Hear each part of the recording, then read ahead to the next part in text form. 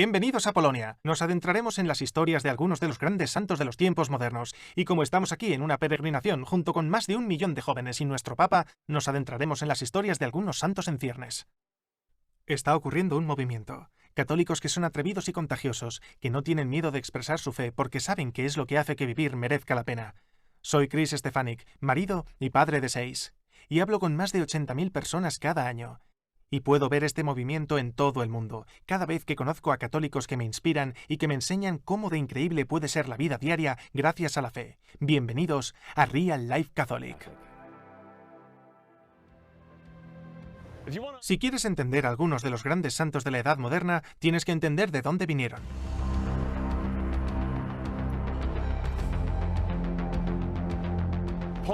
Polonia es el epicentro de algunas de las mayores tragedias en los últimos años. En el siglo XIX, si buscabas a Polonia en un mapa, no la encontrarías. Fue tomada por 3 imperios beligerantes que la rodearon y que pensaron que, en lugar de atravesar Polonia para luchar entre sí, la dividirían en 3 partes. Y el pueblo polaco quería fervientemente preservar su cultura a través de las artes, la interpretación, la poesía y la fe católica. Esa preservación de la cultura es cómo sobreviven a los dictadores y a los imperios. Eso es parte del alma polaca, es parte de su espíritu. Por eso Juan Pablo II, antes de ser sacerdote, era actor, era poeta. La cultura perdura más que los tanques y las armas. Los polacos lo saben. Recuperaron su soberanía nacional tras la Primera Guerra Mundial y la disfrutaron hasta que los nazis tomaron el poder en la Segunda Guerra Mundial. Los nazis odiaban la cultura polaca. La convirtieron en un estado esclavista. Pusieron aquí el famoso Auschwitz, donde perdieron la vida más de 1 millón de personas. Y para que os hagáis una idea de lo mucho que sufrió Polonia en la Segunda Guerra Mundial, 1/5 parte de la población no sobrevivió a esa guerra. Europa se desgarró en la Segunda Guerra Mundial y nos encontramos justo dentro de su corazón desgarrado, en Polonia. Esta es la tierra que hizo crecer a los grandes santos de la Edad Moderna, ¿sabes? Hay una ley espiritual que detesto, pero que es verdad. Las almas heroicas solo son cinceladas del resto de nosotros por el sufrimiento. Tengo muchísimas ganas de ser el santo patrón de la gente que se sienta en una playa y alguien le da de comer uvas, pero no hay puestos de trabajo de ese tipo. Solo las sagas épicas, las luchas y las pruebas dan lugar a héroes, y eso es lo que eran los santos polacos.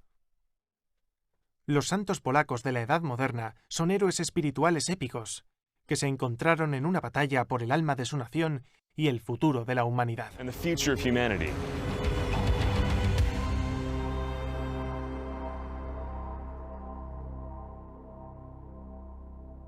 ¿Podemos hacernos una foto contigo? ¡Selfie! La vida en sí es un peregrinaje, es un viaje hasta el cielo. En el Día Mundial de la Juventud, queda claro que, aunque a veces lo sintamos así, nunca viajamos solos. Mi viaje hacia la fe comenzó mucho antes de que yo naciera. Mi familia es de Irak.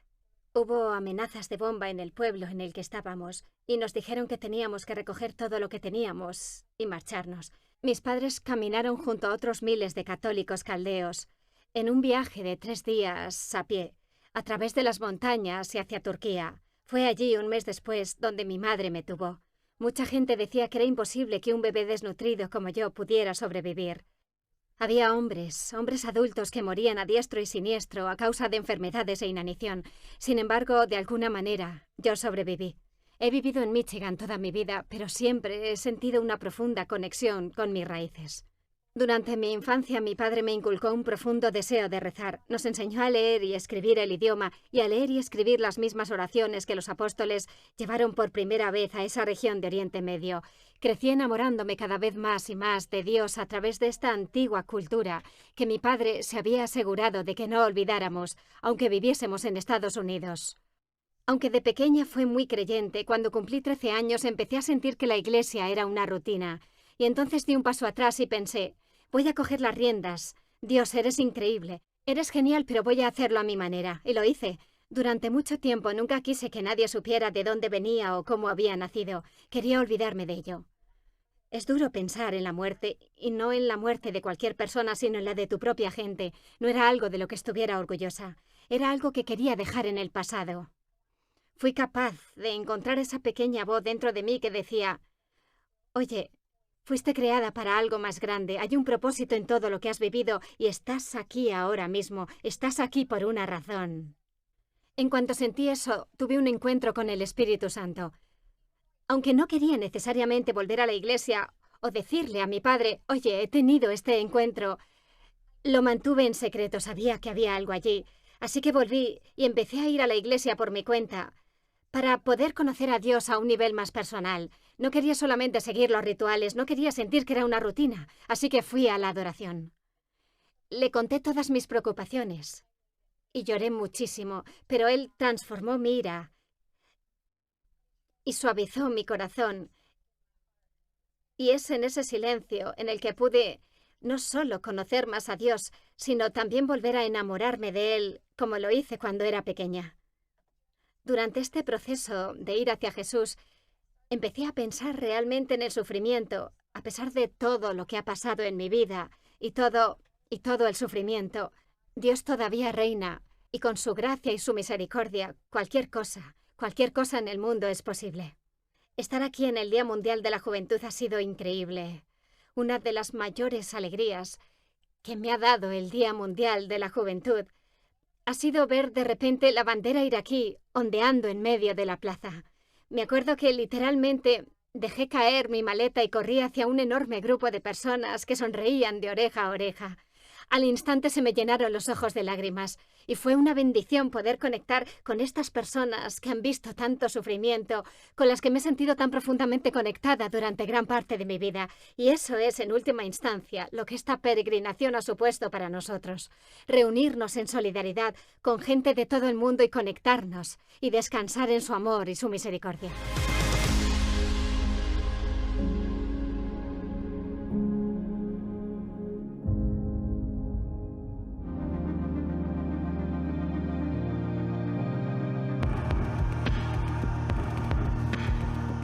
Cada vez que se celebra el Día Mundial de la Juventud, acaba siendo uno de los mayores encuentros de la historia de esa nación. Ni conciertos de rock, ni grupos, ni guerras, ninguna causa ha atraído a multitudes como los millones de personas que se reúnen en el Día Mundial de la Juventud para celebrar su fe católica en Jesucristo. Es emocionante porque creo que Polonia es diferente, es Europa, hay mucha historia. Estoy emocionada y tengo una mentalidad diferente y espero que Dios responda a muchas de las preguntas que tengo. Papa Francisco. Para ver al Papa. Tener esa conexión con gente de todo el mundo y poder ver que hay personas igual que tú que comparten la misma fe y tienen las mismas creencias, aunque vengan de lugares diferentes. Es muy impactante saber que no estás sola y que hay como 2 o 3 millones de personas en el mundo que comparten la misma visión que tú y que creen en el mismo Dios que tú. Es la oportunidad perfecta para abrir mi mente, mi corazón y mis oídos a Dios y poder escuchar lo que Él me llama a hacer y cuál es mi vocación. Somos italianos, de Sicilia. Italianos de Sicilia. Somos italianos y venimos de Sicilia. Sicilia es muy hermosa. Sicilia es bella, hay mucho pan, tenéis que venir a comer. Venid. Venid a Sicilia.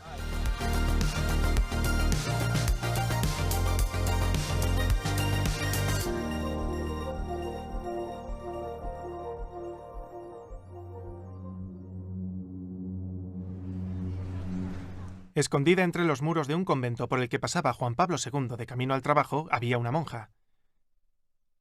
No tenía nada de especial. Ni siquiera sus propias hermanas sabían esto sobre ella, pero era una verdadera profetista. Jesús se le apareció durante los 7 años antes de su muerte, con un mensaje para el mundo, y ese mensaje era la divina misericordia.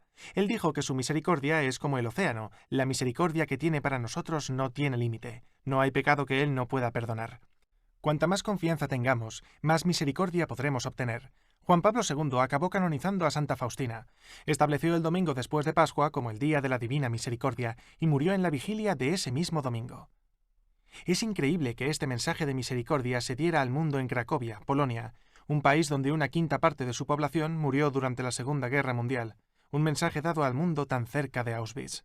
Porque a veces, cuando nos enfrentamos a un mal tan grande, la única respuesta es algo tan simple como esa palabra: misericordia. ¿Cómo puedo ser perdonado por el pecado tan horrible que he cometido? ¿Cómo podría perdonar a otra persona? ¿Cómo podría sanar y seguir adelante con mi vida? La única respuesta son los brazos de Jesucristo abiertos de par en par al mundo. pase lo que pase, e invitándonos a tener la misma postura que Él. Jesús, confío en ti.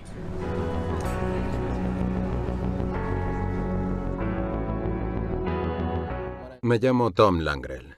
Tengo 21 años y soy de Sydney, Australia. He tenido la suerte de crecer en una familia católica, con padres y hermanos muy buenos y devotos que practican su fe. Mi fe fue puesta a prueba por primera vez hace unos 2 años, cuando mi hermana falleció repentinamente. Se puso enferma y era muy joven, solo tenía 23 años, y fue un gran shock para mi familia y para mí. Realmente sacudió mucho a nuestra familia, ¿sabes? Por primera vez confiaba plenamente en mi fe, porque a veces me sentía amargado, frustrado e impaciente, tratando de encontrar respuesta a todas esas preguntas e intentando comprender qué había pasado y por qué. Y mi hermana tenía devoción por la Divina Misericordia y por Santa Faustina. Leía su diario todo el tiempo. Tenía su imagen por todas partes. Yo no sabía mucho sobre la Divina Misericordia hasta que mi hermana falleció y descubrimos todo lo que escribía sobre ella. A través del fallecimiento de mi hermana, yo y mi familia nos hemos enamorado de este mensaje de la Divina Misericordia. Y muchos de mis amigos y personas con las que hablaba no conocían el mensaje de la Divina Misericordia hasta que mi hermana falleció. Así que hay, ya sabes, de la dificultad y el sufrimiento también salen muchas cosas buenas. A través de la oración pude por fin liberarme de esas preguntas. Al hacer eso, le entregas todas tus preocupaciones y problemas a Él, y de esa manera te libras de esa carga. Así que eso es lo que encontré, y esto me llevó entre 1 año y medio y 2 años. Cuando finalmente me liberé, me quité de encima un gran peso. Puedo ver los frutos y las buenas obras que están ocurriendo tras el fallecimiento de mi hermana, y está cambiando la vida de la gente. Ha cambiado mi vida, me ha ayudado mucho a crecer en mi fe y a tomarla en serio y a cimentarla y a hacerla realmente sólida. Antes del fallecimiento de mi hermana, mi fe era un poco vacilante, pero desde entonces he aprendido que, ya sabes, voy a practicar mi fe durante el resto de mi vida porque es realmente el eje que me mantiene, ya sabes, sobreviviendo y prosperando cada día. Y es una hermosa oportunidad de estar aquí en Polonia, la ciudad de la misericordia, en el año de la misericordia, rezando a los santos, Santa Faustina y Juan Pablo II, que difundieron la palabra de la misericordia en el siglo pasado.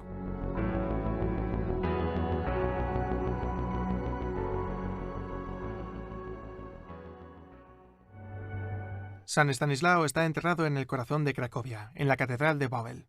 Fue un obispo del siglo XI que se enfrentó a su rey. Su rey era muy conocido por su estilo de vida inmoral y violento, sobre todo en lo que respecta a las mujeres. Así que se acercó a este líder político para que se convirtiera y salvar su alma, pero el rey le rechazaba cada vez. Y finalmente Estanislao, para dejar claro su punto de vista, excomulgó al rey, no para ser vengativo, sino para mostrarle: mira, estás separado de Dios, tienes que hacer algo para arreglar esto antes de morir.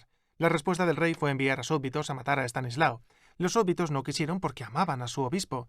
El rey encontró a Estanislao celebrando la misa y lo mató con sus propias manos. Por supuesto, su sacerdocio fracasó, pero en realidad se convirtió en el símbolo de la fuerza frente a los dictadores, que los obispos de Cracovia han imitado desde entonces, incluido un famoso obispo que se convirtió en San Juan Pablo II. Juan Pablo II tenía buenas razones para tener miedo. Sabía lo frágil que podía ser la vida. Cuando tenía 8 años su madre murió y con 12 su hermano mayor. Con 20 llegó a casa y encontró a su padre muerto en el suelo. Dijo: nunca me he sentido más solo en toda mi vida. Perdió a toda su familia a los 21 años. Sabía lo frágil que podía ser la vida. También experimentó cómo los nazis y comunistas se apoderaban de su país. No solo sabía lo frágil que podía ser la vida, sino que experimentó lo malvados que podían ser sus semejantes. Lo lógico sería refugiarse, convertirse en una persona temerosa, pero no tuvo miedo de nada, y tomó como tema esencial de su papado las palabras que Jesús pronunció más que ningunas otras: no tengáis miedo. En lugar de refugiarse con miedo o de cerrar su corazón, abrazaba con optimismo al mundo entero con la belleza y el mensaje del Evangelio. Vivió esas palabras como nadie.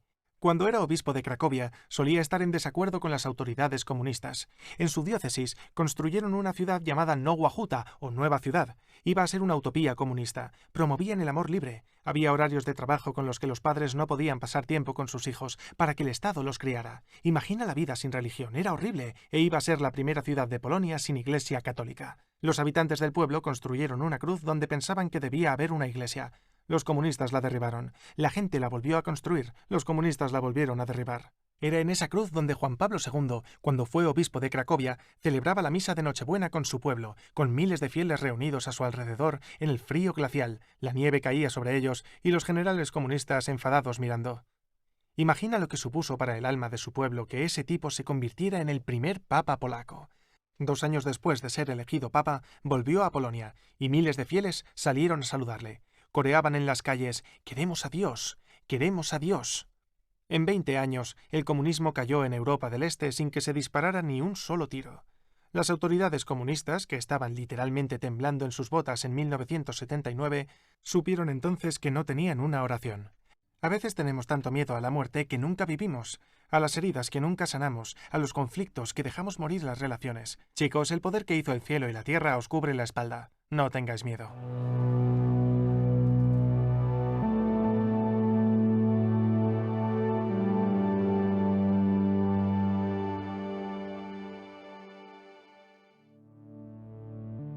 Me llamo David, soy del oeste de Polonia, de Leszno. San Juan Pablo II fue una gran inspiración para mí. Él, más que nadie, me mostró lo que es ser un hombre de Cristo y cómo vivir plenamente mi fe católica.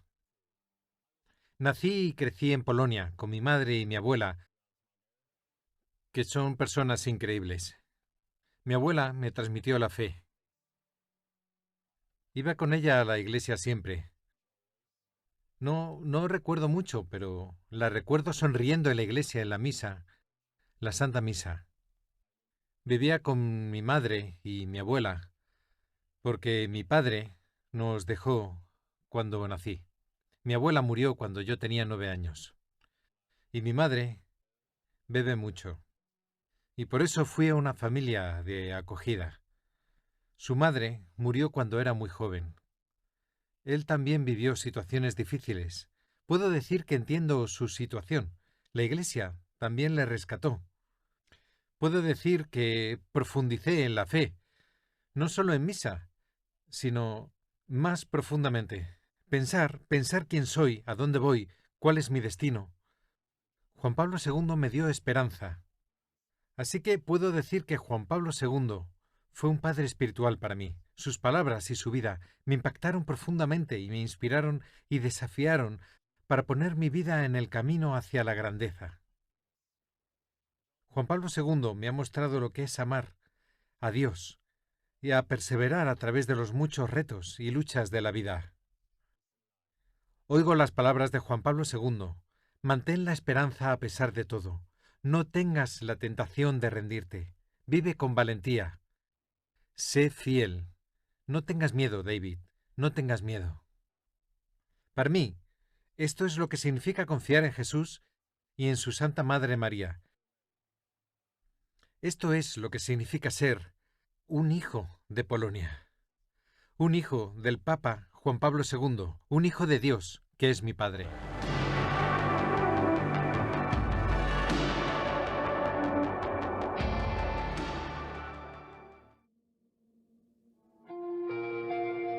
Estoy en el lugar al que Juan Pablo II llamó el Calvario del siglo XXI, Auschwitz. Según algunas estimaciones, más de 1 millón de personas perdieron la vida aquí, y entre ellas había un sacerdote, el padre Maximiliano Kolbe. Cuando era un niño, sus padres a menudo se exasperaban con él. Solía portarse mal. Su madre le decía: «¿Qué va a ser de ti?». Se fue a su habitación a reflexionar. A menudo, en los peores momentos de nuestras vidas, Dios nos recuerda que ve más en nosotros de lo que somos capaces de ver. Y mientras estaba sentado allí preguntándose qué iba a ser de él, la Santísima Madre se le apareció con 2 coronas, una de castidad y otra de martirio, y dijo: «Elige una». Él eligió las 2. Recibió la corona de castidad, se hizo franciscano y entregó su vida al servicio de Dios y su pueblo. Aquí recibió la corona del martirio. Fue internado en Auschwitz por conspirar contra los nazis. Estando allí, un prisionero se escapó. Para disuadir a otros presos de escapar, pusieron en fila a todos los que quedaban y eligieron a varios al azar. Los encerraron en una pequeña habitación sin comida ni agua para que muriesen. Un hombre cayó de rodillas ese día cuando fue elegido y comenzó a llorar. «¿Qué pasará con mi mujer y mis hijos?». El padre Kolbe estaba allí y se salió de la fila. Caminó por delante de los guardias, directamente hasta el comandante de Auschwitz, y la gente que sobrevivió dijo que recuerda que el comandante estaba temblando en presencia del padre Kolbe. Tenía a sus espaldas el poder de un imperio, pero estaba en presencia de la grandeza. Dijo, ¿qué quieres? Quiero ocupar su lugar. ¿Estás loco? Dijo, soy un sacerdote católico. Entonces ocurrió un milagro. En lugar de enviarlos a ambos a la muerte, dijo, vale, cámbialos. En lugar de oír aullidos de dolor y maldiciones desde el búnker del hambre, esa semana oyeron a la gente cantar himnos de alabanza a Dios. Después de 12 días, el padre Kolbe fue el único que quedó con vida. Le inyectaron ácido carbólico para acabar con su vida. Su último acto fue bendecir a los hombres que lo ejecutaron. Los imperios se levantan y se caen a nuestro alrededor, van y vienen, pero los actos de caridad perduran para siempre, y las personas que entregan su vida al amor y al servicio de la humanidad brillan como el sol por toda la eternidad. San Maximiliano Kolbe ruega por nosotros.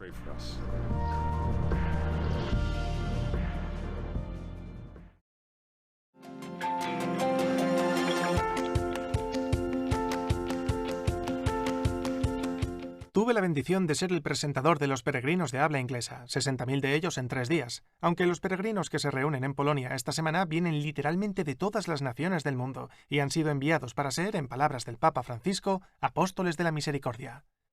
No os equivoquéis, hermanos y hermanas.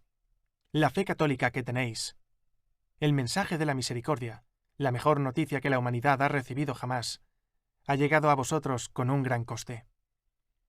Los primeros miembros de vuestra línea familiar que se convirtieron y recibieron la mejor noticia de la historia, probablemente lo hicieron arriesgando sus vidas. Y ahora la mejor noticia de la historia, la luz del mundo, la verdad que nos hace libres, os ha sido confiada. Depende de vosotros transmitirla a la siguiente generación. Sor Faustina recibió un mensaje de Jesús en una de sus muchas profecías. Que habrá una chispa que vendrá de Polonia, que preparará al mundo para la segunda venida de Jesucristo. Y cuando pensamos en eso, pienso, hermana Faustina, ¿fue usted la chispa? ¿Fue Maximiliano Kolbe? Tal vez, de manera más evidente, fue Juan Pablo II, que inició todo este movimiento de la Jornada Mundial de la Juventud. Pero entonces, al escuchar anoche las palabras del Papa, encargándoles que sean apóstoles de la misericordia, encargándome a mí que sea un apóstol de la misericordia, que me embargue en la aventura de dar a conocer a Jesús al mundo, pensé, sí, esos santos son la chispa. Pero ¿sabes qué más es una chispa de Polonia? Somos tú y yo.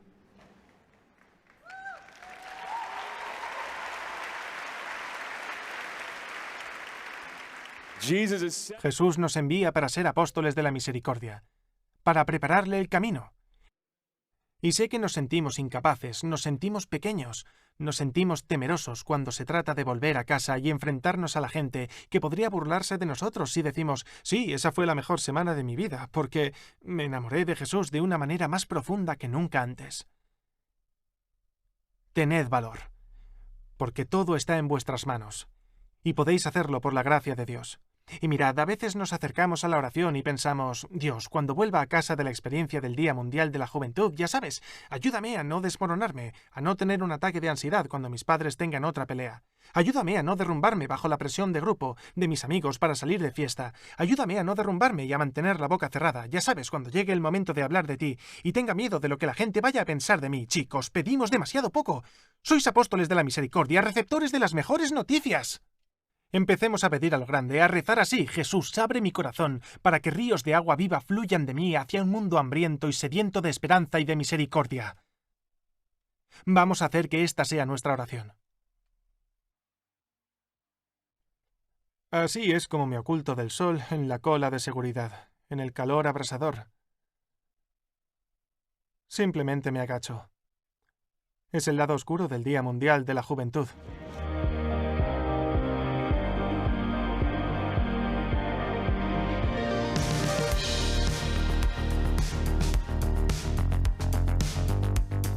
El Día Mundial de la Juventud culmina con una larga caminata para celebrar una vigilia y una misa con el Papa. Y como no hay manera de hacer cómoda una caminata de 3 millones de personas bajo el sol, ahí es donde entra nuestra ofrenda espiritual a Dios. Nuestro grupo caminó 32 kilómetros en 2 días, usaron baños portátiles y durmieron en la tierra, pero cuando lo ves como una ofrenda a Dios, hace que toda la experiencia fuera extrañamente alegre. Así que, después del viaje de 13 kilómetros, hemos llegado a la peor estación. detrás del escenario, al otro lado de la calle, junto al baño. ¡Aleluya! Después de 13 kilómetros, cualquier lugar parece maravilloso.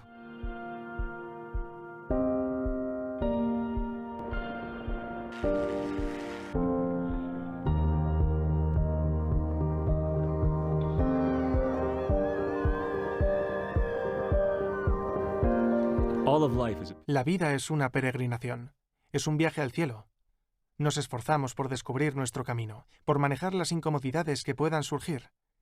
Y siempre parece que se acaba a la mitad, pero termina en la gloria eterna. De alguna manera, el viaje es aún más hermoso cuando recordamos que no estamos solos. Estamos con los santos que nos han precedido, estamos con los demás, los santos en ciernes.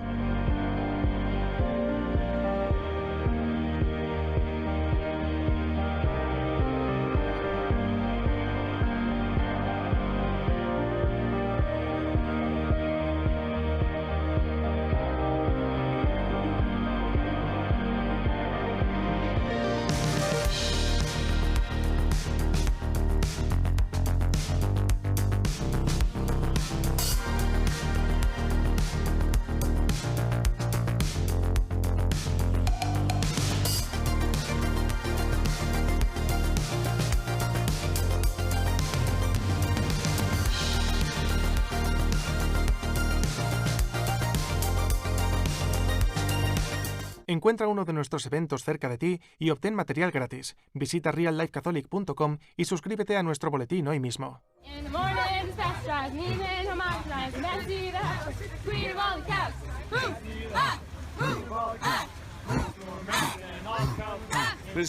Así es como los peregrinos pierden la cabeza cuando han caminado 13 kilómetros y descubren que les quedan 8 kilómetros más.